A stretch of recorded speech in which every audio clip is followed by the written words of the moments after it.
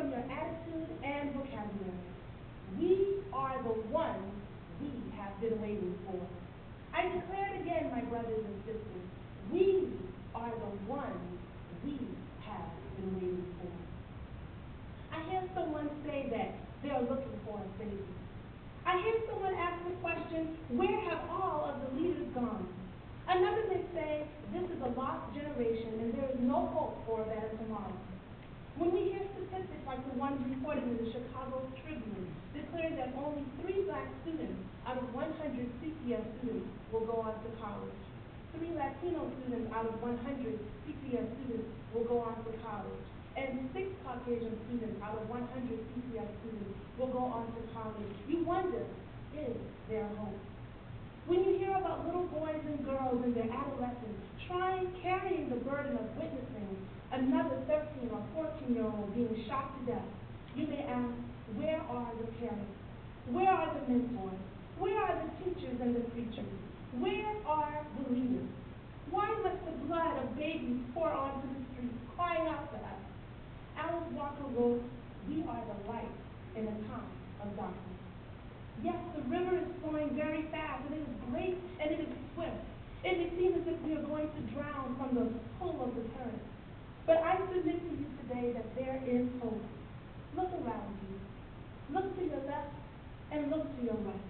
And take notice of the great human spirit that sits next to you. He is your brother.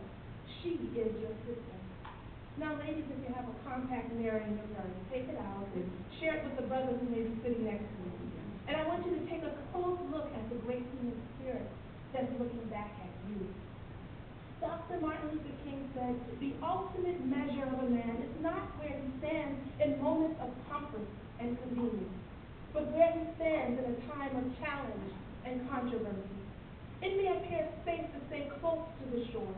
It may appear diplomatic to tread safely along the bank.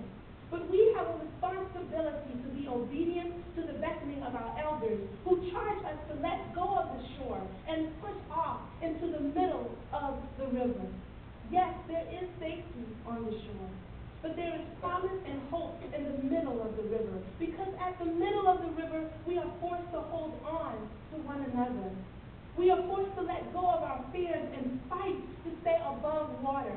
We must dig deep within our own selves and recognize our power, our might, our fortitude, our strength and our wisdom, our determination, our faith, our spirit, our greatness. We are the ones we have been waiting for. We are the leaders holding the torch in our hands.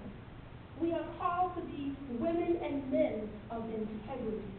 We are the activists and freedom fighters, the doctors without borders and the ambassadors of peace who must lead the march and block roadways of injustice.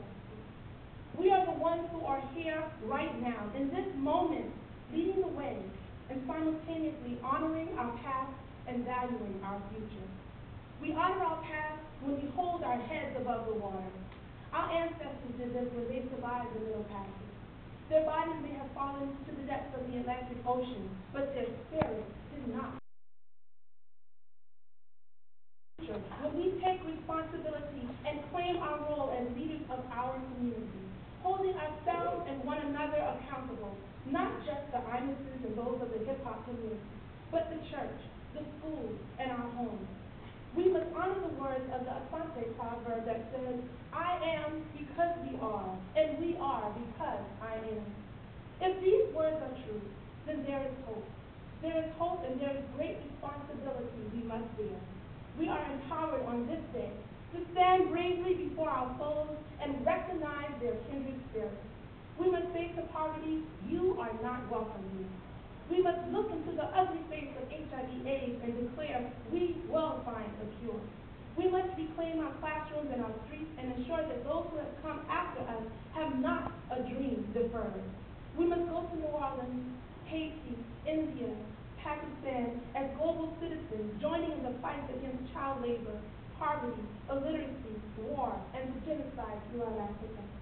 I am letting go of the shore now. I am letting go of the words struggle and fear, and I am pushing off into the middle of the river. Will you over there rise up and join me? Collectively and cooperatively, we must recite loudly and passionately the words of artist Khalid Quadro. He said, "It is my divine right to be successful and prosperous. Today I begin to demand it, to claim it, and to own it." Celebrate those who are with you. Gather yourselves and declare that we are the ones we have been waiting for.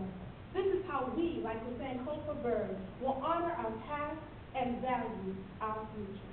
Thank you.